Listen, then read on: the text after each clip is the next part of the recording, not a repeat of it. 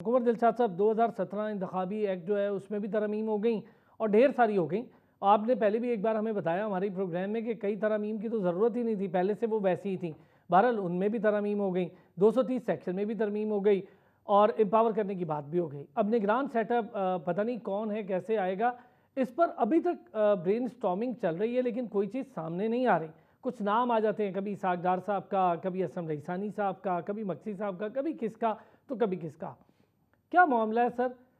कैसे देख रहे हैं इतने सारे भारी भरकम बिलों के पास होने को? देखिए, जिनके नाम आ रहे हैं, जिन जिन शख्सियात के नाम आपने ज़िक्र किए हैं, तो उनको आइन के आर्टिकल 224 को अच्छी गहरी नज़र से पढ़ना चाहिए था, जिसमें ये लिखा हुआ है कि गैर जानबदार केयर टेकर गवर्नमेंट आएगी। जैसे पंजाब में बिल्कुल गैर जानबदार केयर टेकर गवर्नमेंट है, इसका किसी सियासी जमात से कोई ताल्लुक नहीं है। इसी तरह से आप ये देखें कि आप खैबर पख्तूनख्वा में गैर जानबदारी पर काबीना नहीं बनी थी, काबीना बन गई थी, तो उस पर चीफ इलेक्शन कमीशन ने उनको वज़ीर आला पे खैबर पख्तूनख्वा को हुक्म जारी किया है कि आप अपने 6-7 वज़रा को फौरी तौर पर काबीना से फारिग कर दें, सबकदोश कर दें, डिसमिस कर दें, बरतरफ कर दें कि इनका सियासी जमातों के साथ वाबस्तगी है।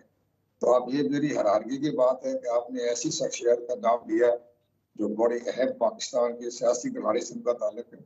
लेकिन बहरहाल वो तो सारे मामले खत्म हो चुके हैं और अब जो एक अहम शख्सियत आने वाली जो हमारी जी सर। उसमें ऐसी शख्सियत को लेकर कि जो कि सही मायनों में एक पाकिस्तान के तमाम हालात को भी जानते हों और वो उनकी एक लॉ एंड ऑर्डर की सूरत हाल में भी और अदलिया के बारे में तो ताल्लुक कोई नहीं है, लेकिन इलेक्शन कमीशन के मामला को समझते हो। लेकिन बहरहाल ये एक मामला भी ज़ेर गौर है। अब बाकी आपने फरमाया कि दिल्ली इलेक्शन एक्ट 54 के लगभग तरामीम हुई है, जो कि मेरी नज़र में उसका कोई फायदा नहीं है। ये वही है 54 इंतखाबी इस्लाहात की जो ऑलरेडी इलेक्शन एक्ट में शामिल है। वही presiding officer, returning officer, result कैसे ट्रांसमिशन किया जाएगा, रिटर्निंग ऑफिसर कैसे भेजेगा, तो ऑलरेडी पहले ही इलेक्शन एक्ट में शामिल है। तो आपने बिला वजह 54 तरमीमों का बहुत बड़ी पार्लियामेंट में बहस करवा दी ज्वाइंट सेशन में। वो तो ऑलरेडी मौजूद है हमारे इलेक्शन एक्ट के अंदर, उसमें कोई नई चीज नहीं है उसके अंदर। उसमें अगर नई चीज अगर शामिल की गई है तो वो था कि सेक्शन 230 में तरमीम की कि जो नेक्स्ट जो आएगा केयर टेकर गवर्नमेंट आएगी फेडरल गवर्नमेंट में, वो उनको इख्तियारात दिए गए। अब वो इख्तियारात बिल्कुल जायज है, दुरुस्त है और जैसे कि IMF के साथ मायदा हो चुका है, उसकी बहुत सी शिकें ऐसी है जिन पर अभी अमल दरामद होना है। तो वो केयर टेकर प्राइम मिनिस्टर को ये इख्तियारात दे दिए गए हैं कि वो आप उस मंसूबे को आगे लेकर चलें, लेकिन नया मुआहदा करने के वो मिजाज नहीं होंगे। इसी तरह वर्ल्ड बैंक के साथ जो हमारी बहुत सी चीजें तय हो चुकी हैं, उस पर अमल दरामद करने के लिए वजीर आजम को इख्तियार दिया गया है। ये भी दुरुस्त है कि ताकि वो किसी मामले में 4 या 5-6 महीने रियासत महफूज ना हो जाए। तो ये तो बड़े अच्छे फैसले किए, नेशनल इंटरेस्ट में फैसले किए, जो सेक्शन 230 में किया गया। लेकिन जो बाकी तरमीमें हैं, उसकी कोई वैल्यू नहीं है। वो वही है जो पुरानी हल्का पहले ऑलरेडी हमारे इलेक्शन एक्ट में शामिल है।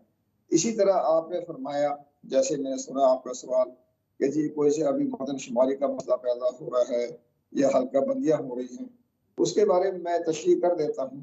सबसे बड़ी अहम बात यह कि हमारे वज़ीर आज़म साहब ने जो कल एक निजी टीवी पर जो फरमाया, तो मेरी ख्वाहिश ये थी, मेरा एक गुजारिश थी उनके साथ कि वो मुल्क के वज़ीर आज़म हैं, तो उसी दिन वो ये भी कह देते जी हमने मुश्तरका मुआहदा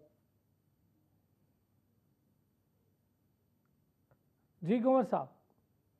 कि जी मर्दमशुमारी का जो महकमा डिवीजन ने तैयार किया है, उसकी डेट लेकर उसको अगर मंजूरी मिल जाती है तो उसका नोटिफिकेशन कर दें।